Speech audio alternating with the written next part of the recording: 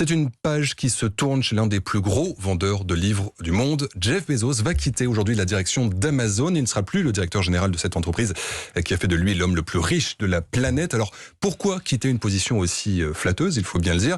Eh bien parce que Clément Le Saffre, Jeff Bezos a un autre projet en tête. Il est assez ambitieux. Oui, et finalement à 56 ans, Jeff Bezos se retire déjà au sommet de sa carrière. Amazon a réalisé l'an dernier un chiffre d'affaires de 386 milliards de dollars. C'est un record.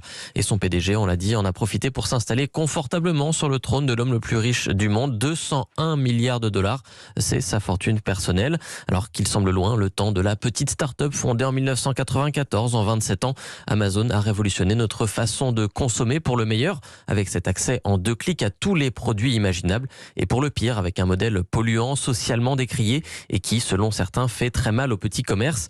Alors Jeff Bezos n'abandonne pas Amazon pour autant. Il devient président du conseil de surveillance, un rôle qui va lui permettre de se concentrer sur l'innovation. Et puis, il va surtout s'investir encore plus dans Blue Origin, son entreprise de voyage spatial. C'est son dada.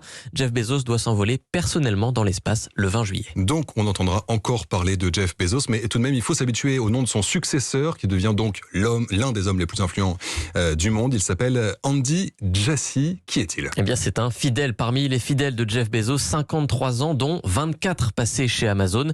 Il a commencé au marketing en 1997, puis il est devenu conseiller du PDG. C'est lui qui, en 2006, pousse Jeff Bezos à diversifier les activités d'Amazon dans le cloud. Ils fondent ensemble AWS, Amazon Web Services, une branche qui fournit des services informatiques aux entreprises, notamment des serveurs partout dans le monde.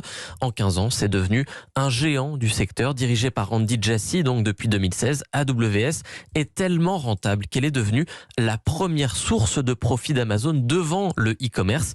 Apprécié en interne, le nouveau PDG devra assurer la continuité du succès d'Amazon, un succès de plus en plus menacé par les offensives antitrust aux États-Unis et en Europe aussi. Merci pour toutes ces explications, Clément Le Saffre du service économie d'Europe 1.